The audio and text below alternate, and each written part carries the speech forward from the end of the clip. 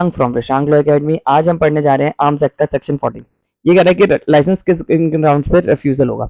अगर section 3, section 4 और section 5 के तहत आपको लाइसेंस मिल रहा है तो पहली बात तो आप prohibited arms and prohibited animation से रिलेटेड आप लाइसेंस के लिए अप्लाई ही नहीं कर सकते।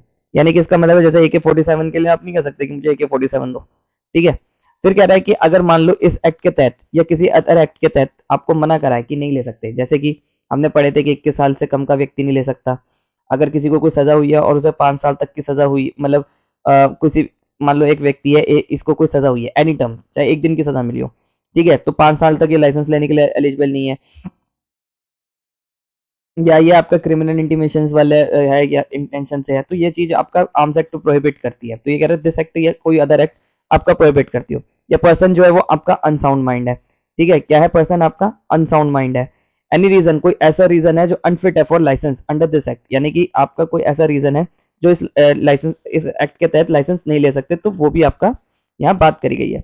अब सब क्लॉज 2 क्या कह रहा है, 14 का shall not refuse to grant any license. अगर यहाँ पर क्या लाइसेंस अथॉरिटी आपको सिर्फ इस ग्राउंड पे मना नहीं कर सकती, डज नॉट आउन पोजेस ऑफ सफिशिएंट प्रॉपर्टी, यानी कि आपके पास सफिशिएंट प्रॉपर्टी नहीं है, ठीक है।